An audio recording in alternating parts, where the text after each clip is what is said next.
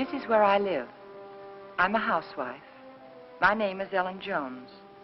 That Tuesday in July started out just like any other day the past few months. There was no warning it was to be the most terrifying day of my life. I remember thinking how tired I felt. Even the housework seemed drudgery and so meaningless with George confined to his bed. No one to see or care even. And then I got scared because I knew I was beginning to feel sorry for myself. George was the one who was ill, and he needed all of my thoughts and attention, and above all, my cheerfulness. I tried not to think about us, about George, how he'd changed. I told myself it was just my imagination, that things would be different when he was well and strong again. Then I thought I heard him call. George, did you call? George, are you all right? Yes, Ellen. You want anything? Not now. I've just begun work on an insurance report for the office. Well, call me, dear, if you need me. Okay.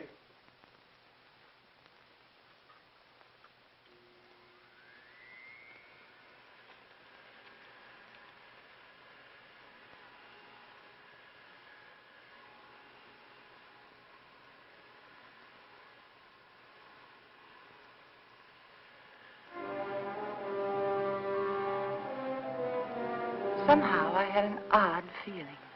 There was something about George's voice. I found myself thinking about the first time we'd met. How different he was in those days. I remember I was sitting in Dr. Graham's office. We were talking. I played one game of checkers and 2 games of rummy, and I'd written letters to a wife, a mother, and a sweetheart, and I listened for a half an hour to a homesick young ensign from Texas. He was awful cute. Now, what else can I do to help boost the morale around here, huh? You could go out to dinner with me. We get about halfway through the soup, and you get a call from the hospital. You're right. Mm-hmm. I guess my courting will have to wait till after the hostilities. There's a compound fracture down the hall who's waiting to see me, but I'll be tied up for a while. Oh? They tell me he's feeling blue. You see, his wife's expecting a baby in a minute. And I think he could stand some cheering up. It's practically done. See you later, Ranney.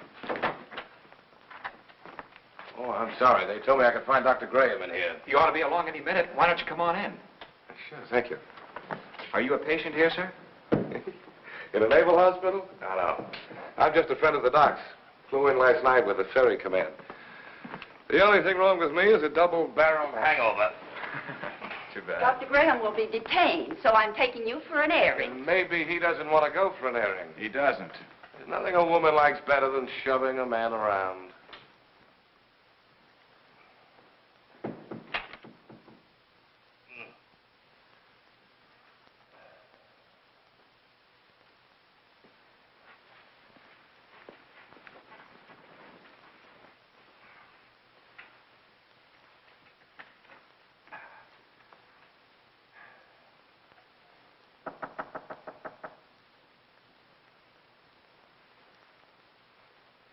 Hello.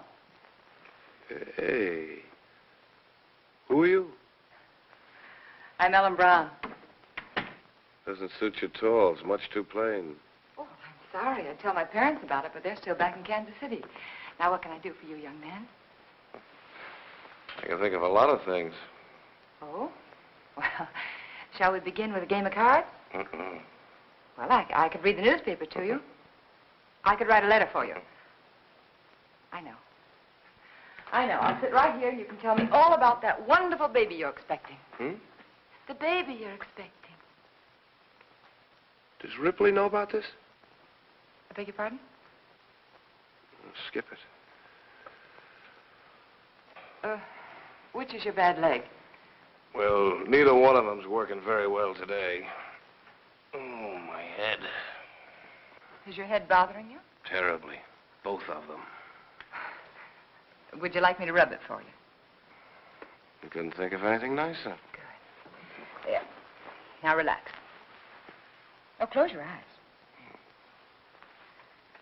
Now just think of something pleasant. Pretty soon you'll be going home to your wife. Won't that be wonderful? Mm. Think what she looks like. How pretty she is. Lovely. Beautiful blue eyes, short nose, soft brown hair, and lovely, kissable lips. Well, there's nothing wrong with your morale, young man. I'll recommend to the doctor that you be sent home to your wife immediately. Wait a minute. Wait, you're all dressed. Naturally. Well, George. Hello, Ranney. Son of a gun. What are you doing here? Enjoying myself immensely. his leg isn't even broken. No? No, it Hey, isn't. Doc, what kind of nurses do you have around here anyway? Hey, what goes on here, Ellen? But when I came in here, he was lying there all covered up, and you let me make an absolute idiot of myself. You're very much like Graham. You're Dr. Graham, who's going to find himself in exactly the same position as that little boy. But we're not going to have him here again. But that doesn't change the fact that you're wrong about him. He's been wonderful to you, so thoughtful and given you so much time. Maybe that's because he's a bachelor, huh? No home life. He's been a good friend to us. Ellen, time's limited, so you must listen carefully. Ranney Grahame may have you, all right. But he'll be disappointed with what he gets. George, please.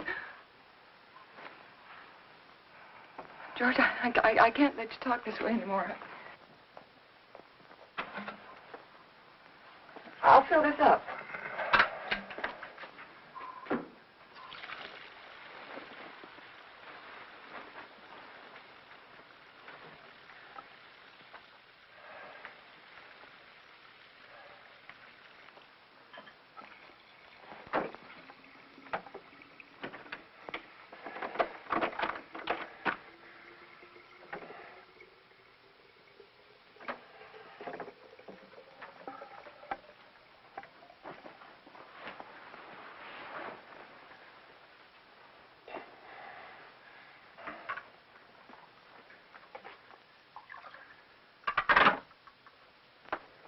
I'll be downstairs if you want me.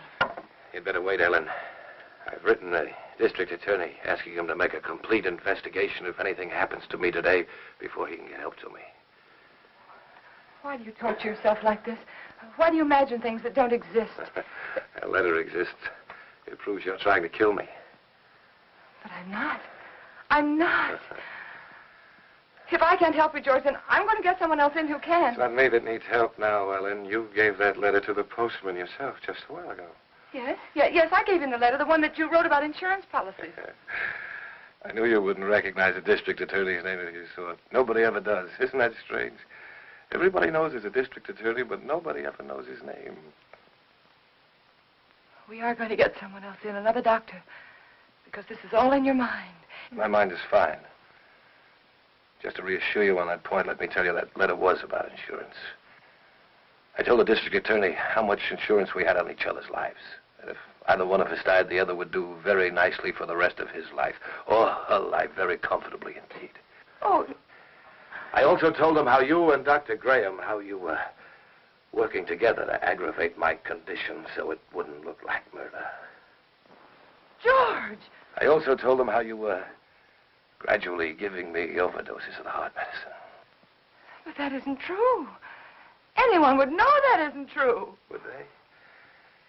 Why is that bottle almost empty, huh? We only got it the other day. Well, you told me that you spilled it on the tray. You told me that yourself, George. You didn't tell the druggist that.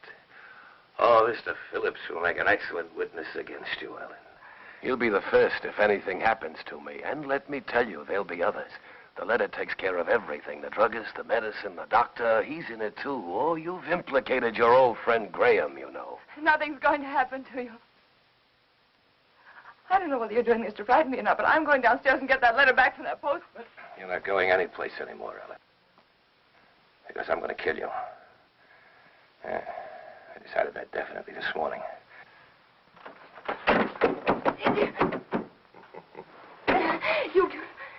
You couldn't mean this, George. You couldn't. George, you know I wouldn't hurt anybody. Anybody, much less you. George, think. It's me. It's Ellen. It's Ellen. But you did want to be rid of me. It was in your mind. That's why you feel so guilty, isn't it? No. The letter will take care of Graham. I'll take care of you myself. I'll make it look like self-defense.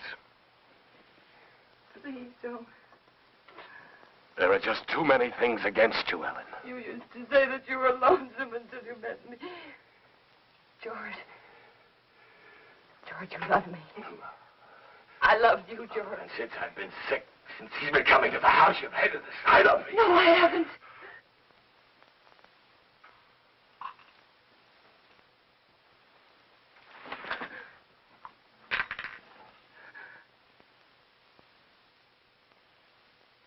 Oh. No.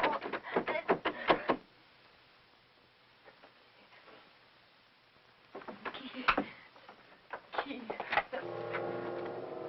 It was one of those awful dreams. The kind I used to have when George was overseas. That man lying there was George, my husband. He was dead. He died trying to kill me.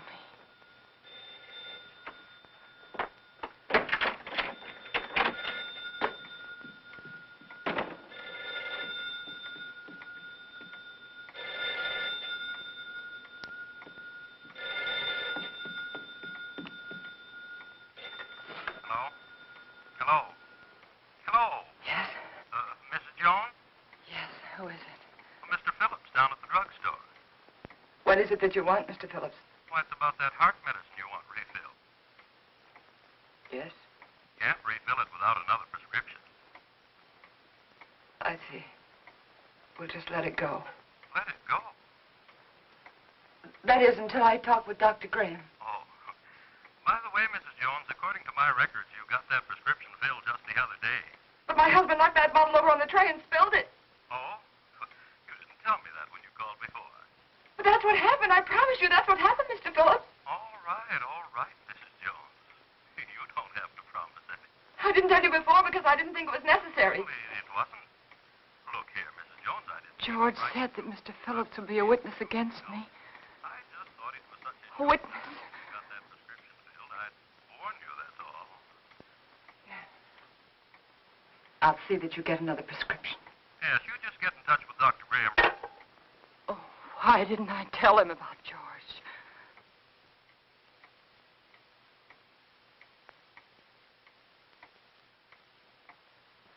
That letter. I had to get that letter back. I couldn't tell anyone about George until I got that letter back. I could feel the woman next door watching me. Maybe she'd be a witness against me, too. She could tell them how I ran out of the house and then back in again. How strangely I was acting. It wouldn't matter what she thought if I could only get that letter back. And I tried to think, which way did he go?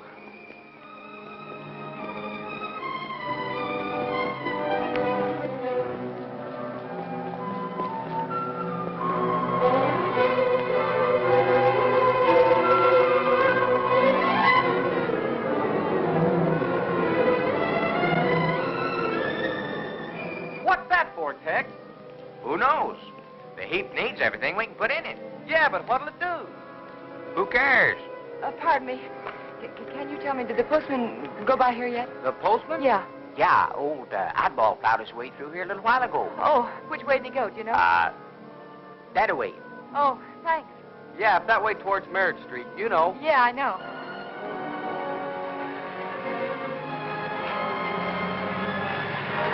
Oh, I'm sorry.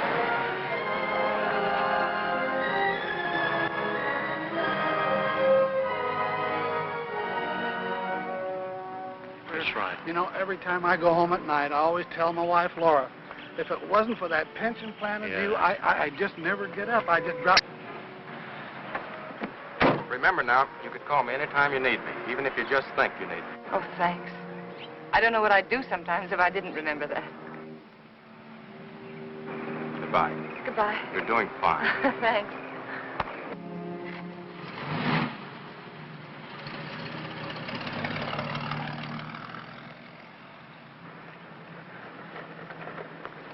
Stand where you are. Don't move. Oh, you frightened me. Did I? Yeah. Say, what are you all dressed up for? And where did you get that beautiful new tricycle? It's not a tricycle. It's a horse. Oh? A palomino. My grandpa gave it to me. Oh, he did? Well, it's beautiful, Billy. I'm not Billy. I'm Hoppy. Hoppy? Now, who's Hoppy? Don't you know who Hoppy is? No, I'm afraid I Don't don't. you have television? What? Don't you have television? No. Want to see mine? Sure. Look inside. Well, look at that. See? Hoppy's there, too. Just like in a real television. Why, of course, I know him. That's Hopalong Cassidy. Uh-huh. Well, saved many people today, Hoppy? Oh, 60 or 100. Don't try any tricks now. Oh, I wouldn't think of it. Do you have any cookies? No, I haven't. See, the groceryman hasn't come yet, but I will have later. You know what I do with a bad man? No, what do you do? I dynamite him into little pieces. Shot him, put him in jail. Oh, I don't think the real Hoppy would treat even bad men that way. Well, really what I did was wrestle him, tie him up, throw him in jail. Well, that sounds like a lot more work, and more dangerous, too. I had to take care of you, didn't I? Yeah, you sure did. Can I come in? Oh, well, honey, I'm sorry. I'm afraid not. My husband isn't feeling very well today. See? I won't make any noise. If I was eating cookies, I couldn't even talk. No, you couldn't. Well, I'll tell you what you do. After the groceryman comes, that'll be around 12 o'clock, see? You come to the back door very quietly, and I'll have some cookies for you. Okay? Okay. I'll ride my horse up and down and see that no bad people make any noise. Because I'm your friend, aren't I? That's right, Hoppy. You're my friend. Choo-choo! I'm an engine, I'm going to beat that car at the crossing. Choo-choo! Choo-choo! Choo-choo! Choo-choo!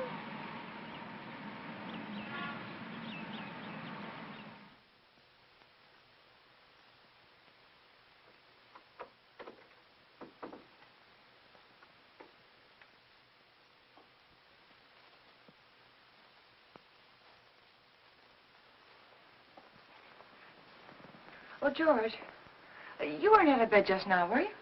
No. Oh, it must be the heat. I could have sworn I saw somebody so right... long? What, dear? What took you so long? Sorry, dear. I was talking to Billy. I should say Hoppy. Let me change your pillow. You know, he's the little boy I told you about who just moved into the neighborhood. The one with the glasses, you know. Oh, he's an awful sweet little kid. What were you talking to Ranney Grahame about? That's what I'm interested in. We were talking about you, dear. And if I don't have this letter for him when I go home, he'll be awfully upset. Why should he? Well, you see, I'm afraid that he said a lot of very strong things, and he regrets them now. You can explain to him that it won't be delivered. It'll be held right here till the form comes back. Yeah, but it's so hard to reason with a person who's ill. Well, you know how it is. They exaggerate the importance of everything. And what with his heart condition, I wouldn't want to take a chance. Really, I must have the letter for him when I go home now. I must. Mrs. Jones, I think I can take a chance. I'll let you fill out the form for your husband. Oh, that's very nice. On one condition. I, of course, must make sure the contents of the letter. What do you mean?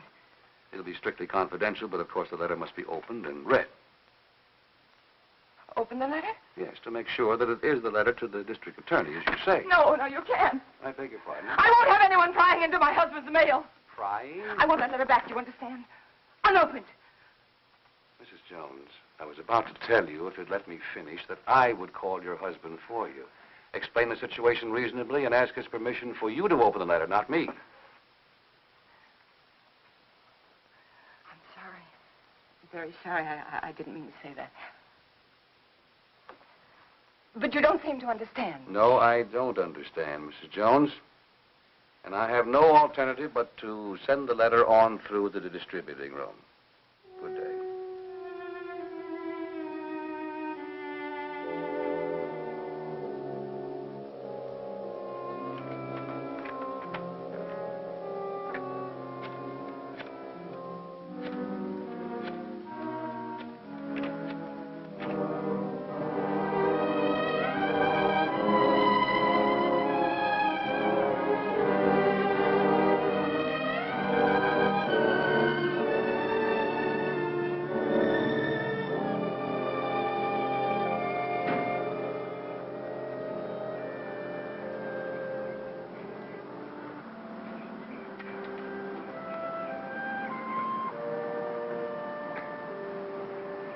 Mrs. Jones. Mrs. Jones. I don't want to intrude, but I couldn't help noticing you all day long. I've had the feeling that something was wrong, and I'd so like to be able to help you. Oh, I know we haven't been too neighborly, but trouble's something else again. Can I help you? Is there something I can do for you? Of course, I know you're anxious to get up to your husband, so you run up and see if he's comfortable and settled, and then you come over. Or call me. I'll be waiting for you. She was kind. She might have been my friend. She might have helped me.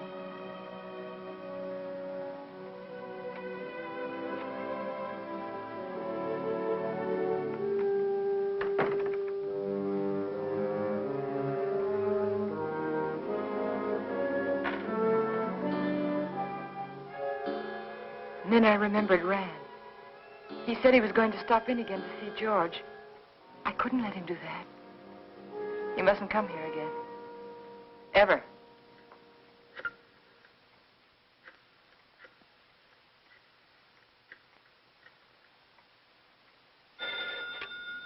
Dr. Graham's office. Hello, this is Mrs. Jones. Is Dr. Graham there? Oh, he isn't here, Mrs. Jones. Can you locate him, please? It's urgent. If it's an emergency, I could trace him through his house calls. Please do. It's very important that Dr. Graham doesn't come here today.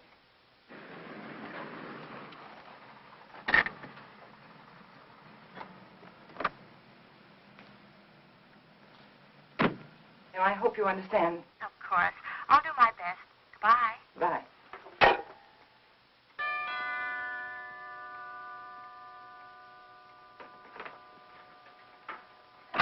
Doctor, I just called your office and I just told your nurse that I... Well, George felt he wanted to consult another doctor. And I did too. And he just left and I really think it would be better if you didn't see him again today. Oh? But... What doctor did you call? Oh, I'm sorry, I've forgotten his name. I called the lady next door for her doctor and she gave me his telephone number and, George liked him very much. I see. Yes. Is he a heart specialist? Yes. That is, I think so. Mm-hmm. What was his diagnosis? I don't know. But really, George is feeling much better. I'll call you tomorrow. Now, wait a minute. What's happened, really? Well, you see, after... No, please don't, please. Don't go up there. It's better for everyone if you just don't go up there.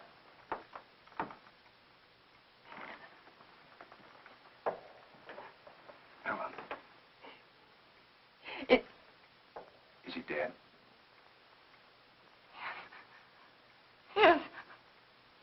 He had a gun. He tried to kill me, but before I could shoot, he... Take it easy, Helen. Take it easy.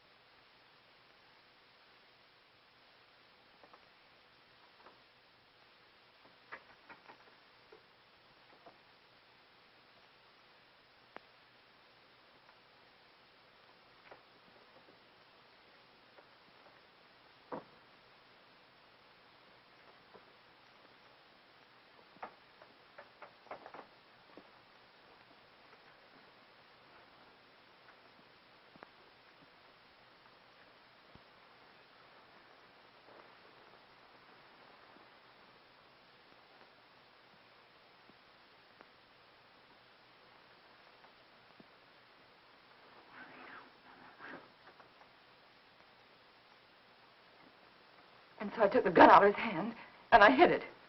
I had to. It looked as though he died protecting himself from me. All right, Helen, but why didn't you want me here? I don't know how to tell you. That letter said that we planned his death together. That you told me to aggravate his condition, to give him overdoses of his heart medicine. And if they come here and find you here, they'll think it's true, just like George said. Helen, his mind was going. I tried to tell you this morning. He wasn't responsible. They won't believe me. How could they? I did everything wrong. Everything, just like he said I would. The druggist, and then the postman, and then the superintendent. And I even lied to his aunt. They'll all think I was guilty, all of them. You're not guilty, Helen. Remember that. Oh, I know. The police will be here any minute now. You better go. You better go right now.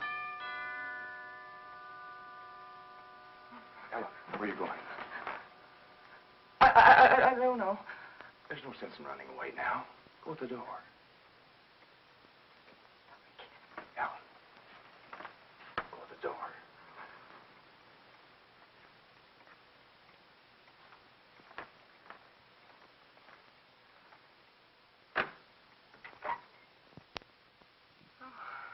Hello, Miss Jones.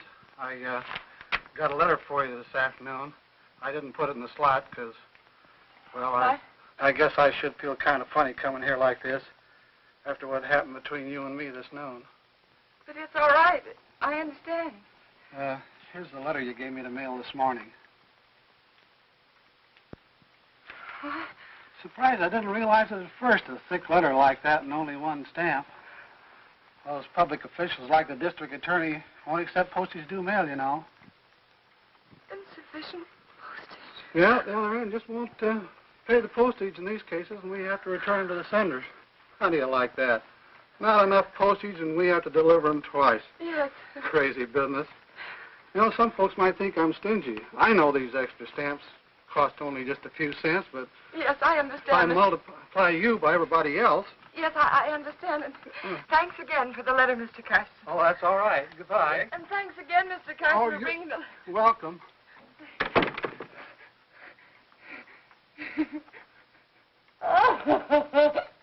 Oh, it's so funny. It's so funny.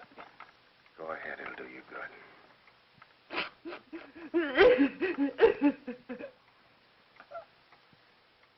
You know, I tried so hard to get... All right, Ellen. You've got it now.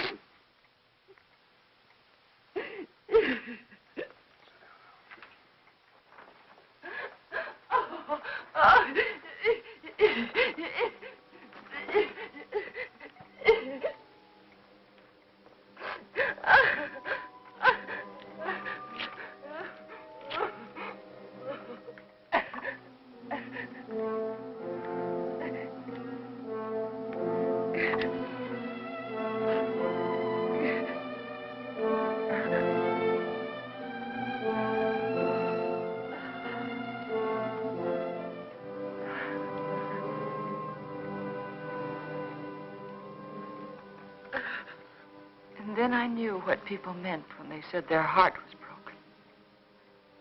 All that was left of George and me and our marriage was that little pile of ashes. I knew that somewhere, somehow, I'd have to begin to live again. But right then, all I could do was pray to lose that one day. That one terrifying day.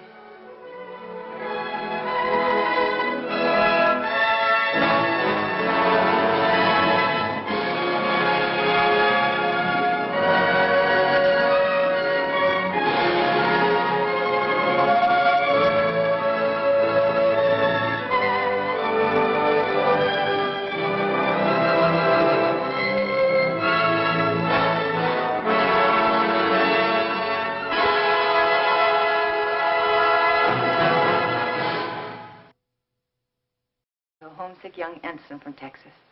He was awful cute. Now, what else can I do to help boost the morale around here, huh? You could go out to dinner with me. We'd get about halfway through the soup, and you'd get a call from the hospital. You're right. Mm-hmm. I guess my courting will have to wait till after the hostilities. There's a compound fracture down the hall who's waiting to see me, but I'll be tied up for a while. Oh? They tell me he's feeling blue. You see, his wife's expecting a baby in a minute. And I think he could stand some cheering up. It's practically done. See you later, Ranney. Oh, I'm sorry. They told me I could find Dr. Grahame in here. You ought to be along any minute. Why don't you come on in? Sure, thank you. Are you a patient here, sir? In a naval hospital? No.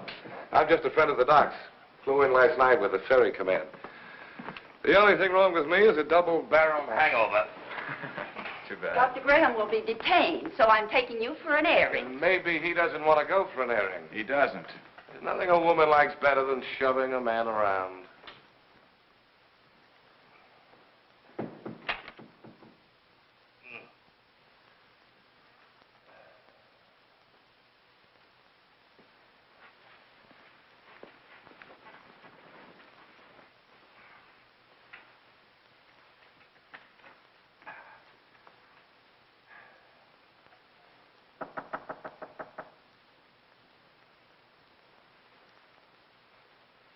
Hello. Hey. Who are you? I'm Ellen Brown. Doesn't suit you at all. It's much too plain. Oh, I'm sorry. I'd tell my parents about it, but they're still back in Kansas City. Now, what can I do for you, young man? I can think of a lot of things. Oh? Well, shall we begin with a game of cards? Mm-mm. Well, I could read the newspaper to you. I could write a letter for you. I know. I'll sit right here and you can tell me all about that wonderful... I'm a housewife. My name is Ellen Jones. That Tuesday in July started out just like any other day the past few months. There was no warning it was to be the most terrifying day of my life. I remember thinking how tired I felt. Even the housework seemed drudgery and so meaningless with George confined to his bed. No one to see or care even. And then I got scared because I knew I was beginning to feel sorry for myself. George was the one who was ill, and he needed all of my thoughts and attention, and above all, my cheerfulness. I tried not to think about us, about George, how he'd changed. I told myself it was just my imagination, that things would be different when he was well and strong again. Then I thought I heard him call. George, did you call? George, are you all right? Yes, Ellen. You want anything? Not now. I've just begun work on an insurance report for the office. Well, call me, dear, if you need me. Okay.